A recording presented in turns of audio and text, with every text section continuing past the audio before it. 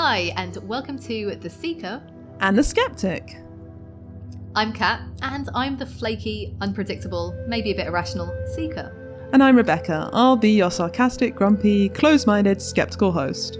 Or maybe we should just be ourselves. Sounds good to me.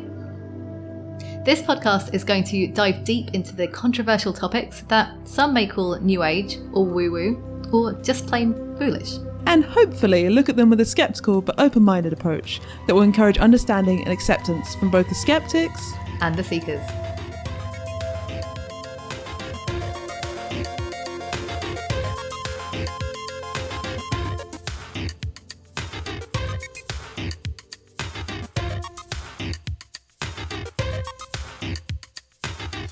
This minisode we have a new toy to play with. Yes, a generous listener sent us in a strange meditation gadget to try. Thanks, Aid! So this episode we're answering the question, can technology help with meditation? And if you have a question you'd like us to answer, or a gift maybe you'd like to send us, you can contact us via Twitter @SeekerSkeptic or email us at hello@seekerandskeptic.com. So what is this thing? Well, it comes in a box. It's a nice box. It's kind of like when you get an iPhone or just some fancy technological product where part of the joy in getting it is the unboxing. It has a picture of a gentleman on the front cover who looks like he's like meditation corporate. Casual. Well, okay, maybe he's not corporate, but he's like casual. He's a white male. Nice cheekbones. Yes, solid facial hair. He's wearing a hoodie. Sorry, and there is a picture of the band on the front, but it's kind of small. You're really looking at this bloke and you're like, I want to be him or fuck him. That's basically. Oh, and there's a woman on the back. Perfect. Something for everyone there. Yes. What does it say on there? Meditation made easy. Oh, sorry, the name of the headband. Sorry, we should probably say the brand name. Muse, TM, the brain sensing headband. It says meditation made easy, which is also trademarked. And in French, La Méditation Simplifiée, which is also trademarked. What I was really surprised about the box is it doesn't make any claims about what it does, really. All it says is meditation made easy. And then everything else is just that. It's said in slightly different language. It does say that Muse will guide you to a calm mind. It doesn't define a calm mind. Yeah. I mean, I don't know what I'm expecting from a box, but yeah, it's enough. It's if I spend this amount of money on a headband, I think it's going to lead me to enlightenment. I don't know what you were expecting, but I was quite surprised when I looked this up and found out that they're about 200 quid. Yeah, I was expecting around that. I think that's reasonable. I guess so. I don't know. I don't like spending money, and I'm not that I don't have that excitement about new technology, particularly when I need to get a phone. I'm just grumpy about having to get a new phone. I don't get excited about it. I think it's going to solve all of my problems forever. How long does that usually last? About 3 days. Oh, that's not bad. Yeah. So describe the headband. Yeah, when you get it out of the box, it's like do you remember those hairbands you used to wear when you were like 10? The Alice bands. Yeah, like an Alice band, but you put it across your forehead instead of over the top of your head. It's like an Alice band spawned with headphones. Yes, right? Actually, it does look like it could just be headphones because there's kind of these big clunky plastic bits, and they actually sit behind your ears. They sort of hook over your ears like a pair of glasses, and then the bits that do they have a name? Those bits that go behind your ear on glasses. Handles? No. Anyway, instead of normal glasses handles, it's like a big plastic box. Clunky thing. I will say, it's who's your man from Star Trek who had the Data? My man. Yeah. No, the eye thing. Geordie. He was like blind. Yeah, right? Geordie. Okay, so imagine that, but pushed up, so it just sits on your forehead. Actually, yeah, that's pretty good. It's got like there's like I don't know why I thought Data. How embarrassing. Sorry, Trekkie fans. There's like a plastic. It's that nice plastic that's kind of like very tactile. Yeah, it's not shiny. It's just like it's matte plastic, but with like rubbery resistance to it. Yeah, maybe we're going to a bit too much detail. Anyway, and then that's on the outside, and then on the inside it's like a metal band. It actually feels quite fragile. If you hold it does. That, I don't want to touch it. It's too fragile. Yeah, we have promised to send this back to Adrian when we're finished with it. So I was a bit worried that I might break it, but so far so good. Yeah, a very thin bit of metal that sits at a distance from the plastic housing, so it's got a bit of give to it, which means it's not super uncomfortable when you put it on. No, I thought it was going to be like heavier. It's pretty lightweight. Yeah. So what happens? Oh, the other thing in the box, which I thought was kind of cute, is some hairbands. Yes, this is my favourite thing about it. Literally. I think we should be able to keep these because Adrian has short hair, so he's not going to need Did them. you actually use it? Yeah, of course. I still use it. No, I don't have one in now. But they're branded hair ties. I love the idea that someone would have long hair, but not have hair ties handy to hold it backwards. Exactly. So you better provide the hair ties. But it was a sweet thing. But it's almost like if they were a child's toy at Christmas and they didn't have batteries, they made sure they had batteries in the box. That's what I like about this. Yeah. I felt like it was like brainstorming, what else can we put in this box? This box is a bit empty. To make it worth the 200 bucks. Because you have to hold your hair back to put... So the plastic bits I was describing that go behind your ears, like the handles of your glasses, they have to make contact with your skin. So you have to have your hair out of the way behind your ears. And if you have like a very hairy forehead, this would also be a problem because it would be, the sensors also sit... I think there are 2 above your eyes, and is there one in the center of your forehead? It looks like it, yeah. There are basically 3 on your forehead and 2 behind you. Oh yeah. So so you've got 2 behind your ears, and then several along the front, sort of along the horizontally across your forehead. Yeah. Maybe we'll take a photo of us wearing this so we can put it on the Instagram. It's another good reason to follow us on Instagram. You can see us trying out this weird shit and make sure we're not making it up. So what did you expect before you put your headband on? I first heard about this. It's actually when we were researching our Stoic episode all that years ago, many moons ago, last year. I was listening to someone being interviewed about Stoicism, modern Stoicism, and he mentioned that he had one. Okay. And so far in the podcast, I've been like, oh, this guy's really smart and has interesting things to say about Stoicism. And then he mentioned this meditation headband. I was like, oh god, that sounds like snake oil. I can't. Sure. This seems like this guy's wasted his money on this fancy gadget. So I was really skeptical of it. We talked in the meditation episode about the difficulty of even knowing what you're measuring when you're talking about meditation. So I was just chatting with Adrian about it, and he's like, oh, I got one of those. Oh, funny. Which is how I managed to coerce him into sending it to us. But yeah, so I came in not expecting much out of it at all. How about you? I was excited. My only experience with anything remotely like this before was a game. It's a German game you can buy on Amazon. Again, it's pretty expensive, but you're basically you build up this really elaborate maze from plastic, lots of little things that this ball can go through. We had a game like this as a kid, but you actually had to control the ball with like bouncy pads on. I'm not explaining this well. The idea is there are chutes of air that like lift up this ball. Okay. So the ball is hovering, and the thing controlling the chutes of air is your mind power. Whoa. It's so cool. So you are wearing something like that, but it's much clunkier, super heavy, super uncomfortable. So the game is kind of unpleasant to play. But it's a one-player game. Everyone watches you, and you have a go at guiding this ball through with your mind power. It's really and mad. How do you do it? Do you have to like think right and think left? Or? No, you're either having active brain thoughts, which makes, I think, the air blow, or you can calm the mind, and that calms the air. Oh, interesting. So it's almost exactly the same thing. And my experience of it has been, I've always been drunk, so I've always been particularly bad at it. But my friend who owns it has witnessed, I think it was her sister's friend, who apparently was a very experienced meditator, just aced it. Wow. And I have seen other people do a pretty good job of it. So I'm like, I think there's something to it. We're all having a different experience of this. I think the game works. So anyway, I was excited for this because I believed in the technology. Yeah. And I played with this first and then you had a go, so it's more fresh in your mind. Yeah. What's the experience of setting it up? Okay, so it had been sitting in my room for a few days after you gave it to me because, right, it's hard enough to get me to meditate. I do it nearly every morning, but I feel like anything that makes it harder, anything else you add in the way is an obstacle. Obviously, I'm not going to do it. This was an obstacle, just the box alone. So I was like, okay, tomorrow morning, all I'm going to do is open the box and see what happens. And that's basically as far as I got, because as soon as I opened the box, I saw that I'd have to download an app, and I instantly wanted to scream and hurl like the box and everything across. Just like, why do I also need an app? But how else do you expect it to I just thought work? it was going to like beep at me or some shit. So anyway, you didn't think it was going to have anything to do with your phone? No. Okay.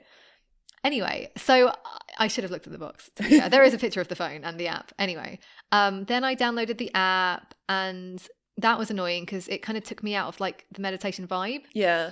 And then I found that the app was just a pain in the ass because the explainer material, you couldn't skip it. I know. Yeah, I remember And that. I had So to, frustrating. I think I cancelled one of them. I had to sit through it from the start again. I was like, you're really testing me. If this is a test.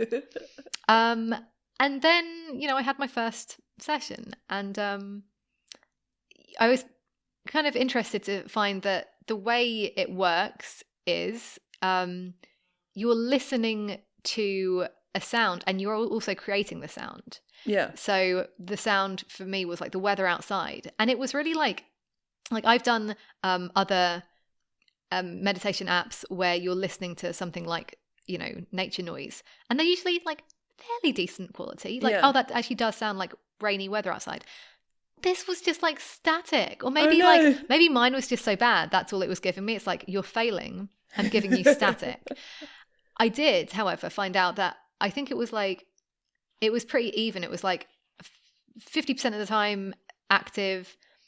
No, it was mostly neutral. I think it was mostly neutral, and then like a little bit of the time active and a little bit of the time calm, and I got one bird. So listeners, if you get a bird, it means you are enlightened. Okay, it means that you've like hit a moment of calm. So yeah, so these are all readouts on the app. It will tell you what percentage of the time you were meditating your brain was active versus calm, and then the birds are like, he was pretty calm. Yeah, but my problem was, I think my brain was active the whole time. I like, it's so weird. I'm like, really? Is that what you think me meditating looks like? Yeah. And here's the thing. The correlation between brain activity and what I'm calling meditation, I don't think they've mapped them perfectly. In fact, I think it's very imperfect. And yes, maybe it was measuring some form of brain activity, but to me, it certainly didn't feel like my best states of meditation. Yeah, I mean, this is kind of what we talked about in the big episode on meditation. Like, everyone's meditating differently in their own heads. How can you... I don't know how you can calibrate a machine to pick up meditation when you can't even really define exactly what it is. Yes. Yeah. So, experience, please. So, I mean, the main thing for me, especially the first time I used it, was wondering how it was working. So you put your headset on, you've got your app, you've got your own headphones. Headphones are not provided. You've got your own headphones in. Oh, I wasn't using headphones anymore. Oh, you just had it coming out. Maybe that's why it didn't sound so good. Yeah. So, and then you hear nature sounds. I was in a tropical rainforest, and it's kind of like dripping water and rustling leaves and stuff. And then when your mind gets active, I'm putting that in inverted commas, you start hearing rain, and then eventually thunder if it gets very active. And when your mind gets calm, you actually hear the birds. Yeah. They're not just metaphorical birds. You actually hear little birds. I guess the idea is everything's so calm that the birds would come out. Yeah. And I thought that was quite a good thing. It reminded me a bit of like, I've heard stories of Zen masters who, when they see their students' shoulders tense up because they're clearly not in meditation anymore, they can give them a whack with a stick. Yeah, perfect. Like that thing to remind you. If it could actually tell you when you weren't in the right brain state, and it knew what the right brain state, I mean, in theory, it's good. Yeah. But yeah, my brain was just so active because especially the first time I used it, because I was like, how is this thing working? So I did a tiny bit of research. The idea is neurofeedback therapy. That's like the fancy word for it, but basically it just shows you how your brain's working. Basically, as soon as, EEG, whatever that is. It's basically measuring the electrical activity in your brain. As soon as that became affordable to do with people, instead of just in hospitals and experimental settings, people started experimenting with it for all sorts of things. So people have tried it for ADD. In fact, that's one of the few things that actually has shown tentative possible results. So it measures the electrical activity in your brain and tells you what it is. That's the feedback aspect. And the idea is that you will be able to cultivate the positive things if you're getting like a real-time feedback of like, you're in the good place now, keep in that good place, you're in the bad place now, get out of that bad place, sort of thing. They've this sort of came onto the market in like the 80s and then became bigger in the 90s, and they've done lots of studies, but none of them have been super good quality, and none of them have shown particularly like, there's nothing to say yes it definitely works as far as it sort of has lasting cognitive effects, like which is what they were hoping it might do. It kind of reminds me a bit of those brain training games.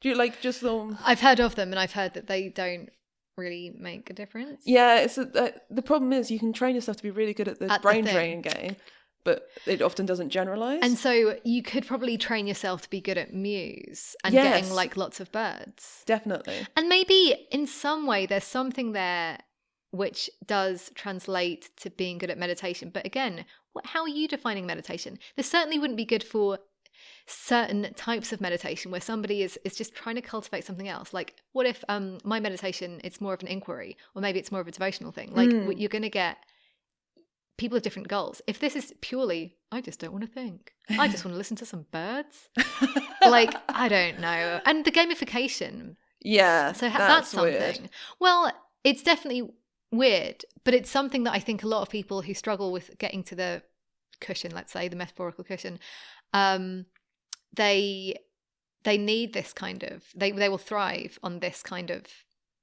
the technological part of this. Yeah, if you're like one of those people who likes structure and likes to get points, maybe if you're into video games. If you're a tech bro. Yeah, if you're a tech bro, perfect. In fact, that's what's pictured on the front of the box, isn't it? It's a tech bro. I thought the same thing about the different types of meditation, so I actually tried different things, because usually I meditate, I do like a counting meditation where I count my breath, and I do a mantra meditation. And neither of those is good enough for Muse. It doesn't like either. It counts those as brain activity. Yeah. Whereas when I tried to do the more like, I don't know how to describe it, mind clearing, it likes that. It gave me birds for that. Wow. So that's actually working? Yeah. I also tried opening and closing my eyes. When you open your eyes, it gets very angry. That's so funny. And when you close them, it goes quieter. So it's definitely measuring something. That's very cool. But like you say, I mean, meditation isn't just that like clear mind thing. It can be lots of different things. So if you're the sort of person who does a counting meditation or a mantra meditation, this is not going to suit you at all. And that's why I didn't really stick with it for very long. I gave it a good try, a couple of weeks of using it almost every day. Wow. And I saw slight improvements. I got a few more birds, but generally I just found it like really disruptive to my meditation schedule. This is my biggest problem. It really grated how I feel about my little morning practice. Yeah, it didn't suit. Yeah, and it's like and one of the things I love about meditation is it's so simple. You can do it anywhere.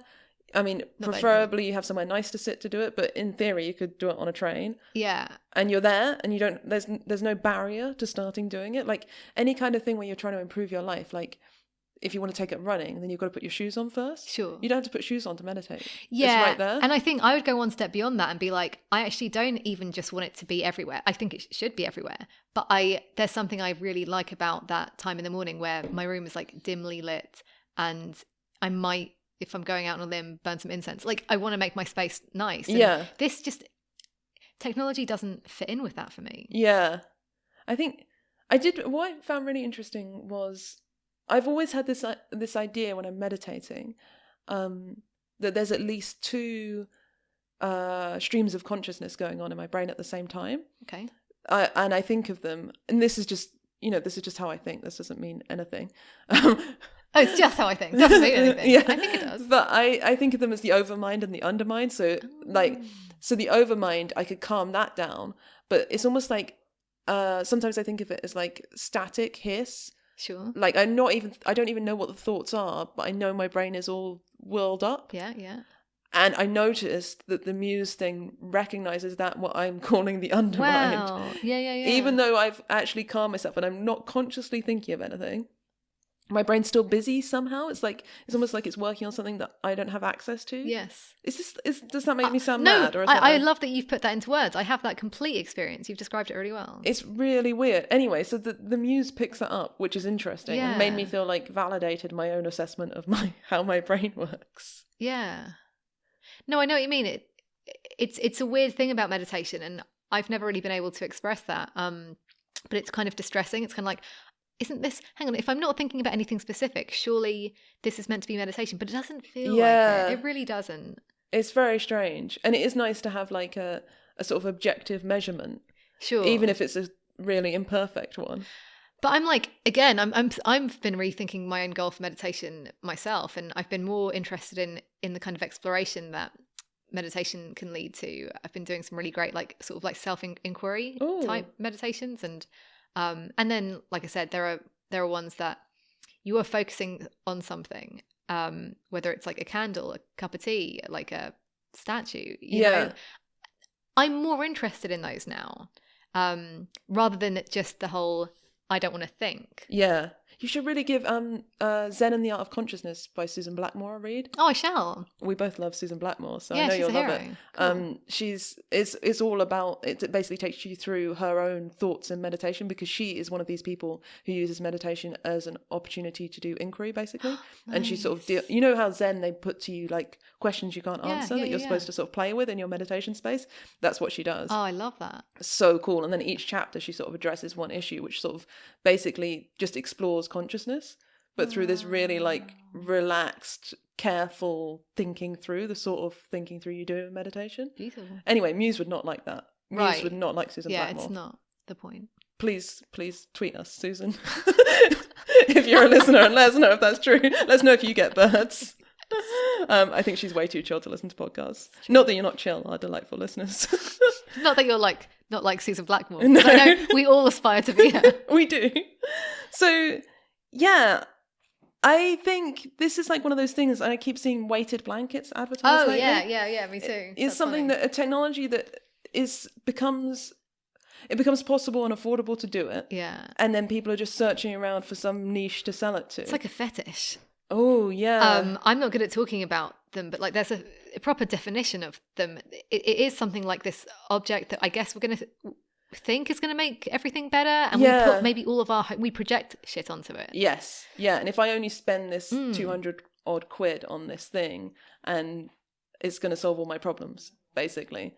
It's just really interesting how those things happen, and then you see them like peak and then fall off. Well, here's the thing. So a friend of mine was talking about the kind of health and wellness industry altogether, all this yoga stuff, all this meditation stuff. It's been booming for the last decades. It's on the decline. Like it has, you know, what goes up must come down. It's going to come down probably fairly soon. And I think people are going to get, like how I feel, like oversaturated with these products that, and we want to get to something more real and simple, and we're just sick of spending money on this stuff. Yeah. It didn't work last time. It's not going to work the next 50 times. And eventually we get sick of it. I think it's not even spending the money that annoys me. It's just this constant thing about like you have to optimize everything you're doing. Sure. Like there's always a better Exactly. way. Oh, you're meditating. You could do it better by buying this product. Oh, you're doing this. You could do it better by like there's always an upsell. There's always a solution from somebody with a clever clever gadget. Yeah. And generally, like I think maybe we'll talk about this in another show, but this, like, as the stuff we've been investigating through The Seeker and the Skeptic, is just constantly tempting me to buy more shit. Yeah, and I think we're both drawn to a lot of like the visual appeal, like the aesthetic of it all. Yeah. This isn't so aesthetic, so I think both of us were a bit more like thumbs down on this one. That's true. If this had just been crystals, we've been like, oh, so pretty. True, yeah. I'll put those on my forehead. Or like wooden and like carved. Yeah, whereas other things, it's like, if you try to sell me a fancy new yoga mat, I'd probably go for it. Like, maybe we can get some sponsors, hint, hint. Yeah, so, I mean, very grateful to Adrian for sending this in, and we'd love to try more technology-type gadgets. I want Adrian to let us know how many birds he's getting. Yeah, what's he getting on the reg? Right. Give us your scores, mate. Getting competitive now. Anyway, I guess we'll be sticking to our old-fashioned meditation cushions. Cushions? Luxury? I'll be sticking to the cold, hard floor. Well, wherever you're sitting, please join us in an Om.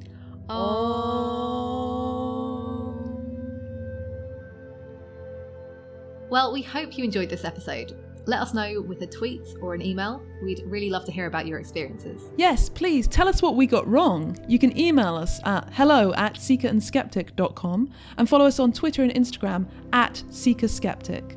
You'll find the show notes for this and every episode at seekerandskeptic.com. And if you're interested, you can find my skeptically themed comics at rebeccaonpaper.com or follow me on Twitter @RebeccaOnPaper. And I'm at yoga_astrology on Twitter. And you can find me exploring the intersection of yoga and astrology at yogaandastrology.com. If you liked what you heard and fancy supporting the show and spreading the word, we'd really appreciate a rating and review in the Apple Podcast Store or wherever you're listening. Or just tell somebody you know about the show. Thanks for listening.